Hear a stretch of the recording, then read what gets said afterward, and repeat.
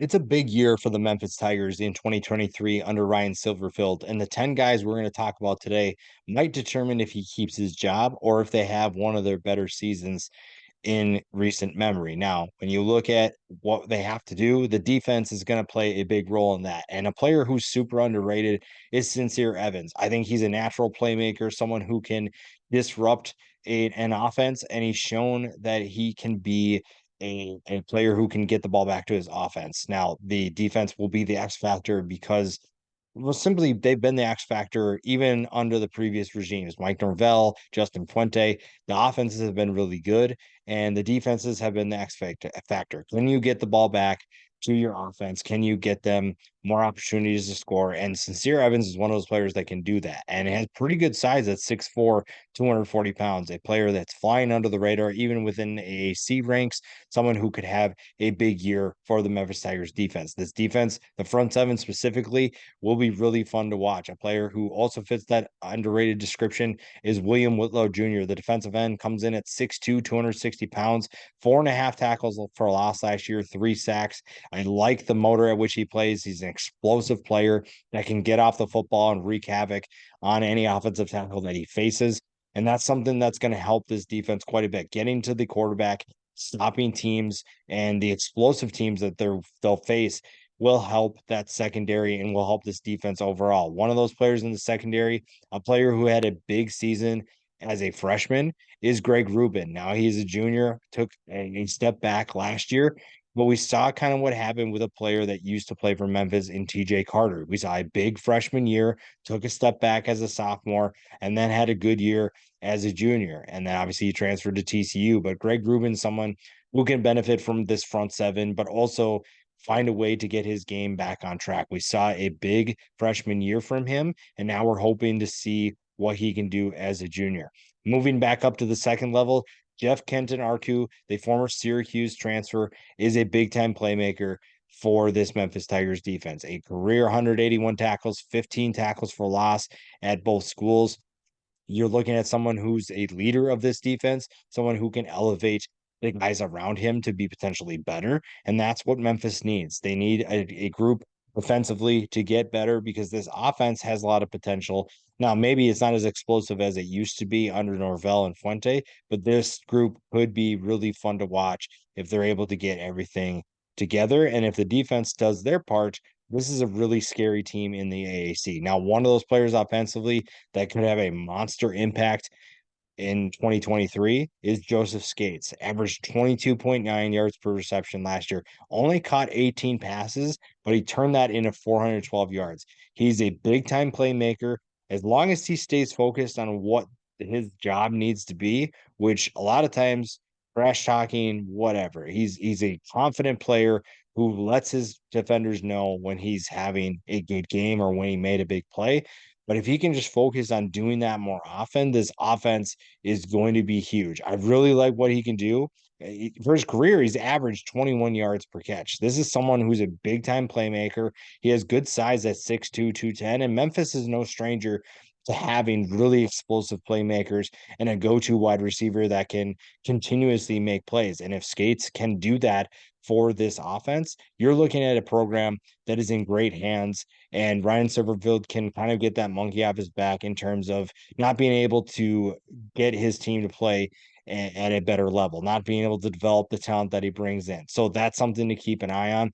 This offense could be really exciting. Now, flipping back to the defensive side of the ball, CORMONTAE Hamilton came in from Ohio State, comes back home to Memphis, and feels right at home. He's made big plays, 6 tackles for loss, 4.5 sacks, 46 tackles. I think that he is a great fit for this Memphis defense. This front seven, this defensive line specifically, is going to be really exciting to watch. And that's going to help them quite a bit. Now, the group that they're going to help the most is the offensive line. And there's quite a few players that you could talk about, but Davion Carter to me is the one that stands out the most. You look at what he did last year, a big year for him. And now they can move him around on the offensive line, which is huge. That versatility is something that can give them depth, something that can help this offense quite a bit. And it'll be fun to see what they do to get this offense going because there's so many options to create big plays, to make this offense, make this team better. And that's something that will help this program quite a bit and get back to those Norvell days, the Fuente days, where you saw guys like Riley Ferguson, where you saw guys like Anthony Miller. You saw the explosiveness. You saw plenty of players that could be explosive, and the offensive line also played a big part. There's a lot of veterans that we've seen in the past that played big roles, and Carter is just the latest in that group. Now, a player that comes in that adds to a deep group is Blake Watson from Old Dominion. He adds to a running back group that has quite a bit of talent. And now you could put any one of those players in this spot, and I'm not going to argue with you. But Blake Watson to me has been the most proven player that Memphis has in their running back room. You look at what he's done so far in his career, over 2,100 yards, 14 touchdowns. He nearly had 1,000 yards rushing last season, and he is someone who I believe can make a major impact on this offense. Again, deep running back group, that helps a ton. But Blake Watson is the guy to me that stands out the most. Now, a player that honestly in the college football general world, Jalen Allen does not receive enough recognition for what he does. He is an absolute monster on the edge. He's going to showcase what he can do once again after a year in which he had 10 tackles for loss and 5 sacks. He is someone who has been making big plays, but doesn't get a lot of love outside of the Memphis and even the group of five circles. People need to pay attention to some of these group of five teams. Memphis is one of those teams. They're someone who can make a big time impact on the AAC. They can get back to where they were when they were playing for NY6 bowl games, even though those are going away.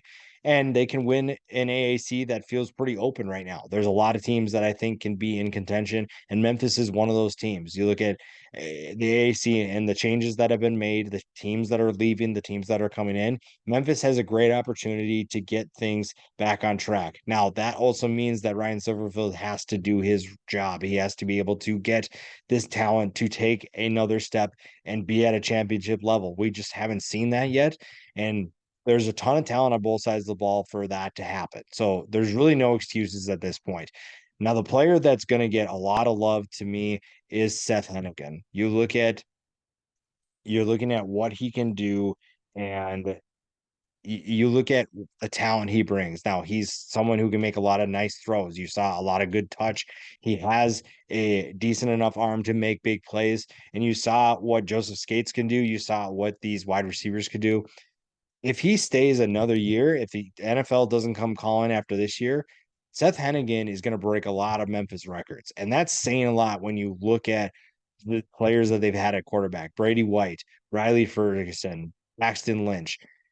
You're talking about someone who could beat those three guys in a lot of statistical categories. That's something that deserves a lot of recognition. Seth Henigan is flying under the radar, has a good frame at 6'3", 210, someone who can really catch the eye of the NFL. And if he's able to have a big season, which I think he can with the talent they have returning, this could be a monster year for Memphis. This could be getting them back to the top of the AAC, getting some of these players into the NFL draft circle conversations, and elevating draft stocks is really the biggest thing here. Ryan Silverfield, I think, has done a decent job of bringing talent in, but where he's struggled is elevating that talent.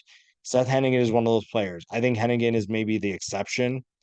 Now I think about it, I think that he's done a great job of elevating his game to another level, but can they do that consistently across every position? There is no reason why this team cannot compete for an AAC championship. This is a team that should be in that conversation. They should be ready to compete with the best teams in this conference. And I don't see why they can't be in the conversation or in that championship game. There's too much talent. There's too much ability. There's too much belief in this team that they shouldn't have any doubts about where they should be at the end of the year. This is a team that should be in a championship game. They should be competing. And it's just a matter of the coaching staff doing their job and everybody playing well together. The defense taking a step forward, the offense gelling well, everything that they need to have happen. The pieces are there.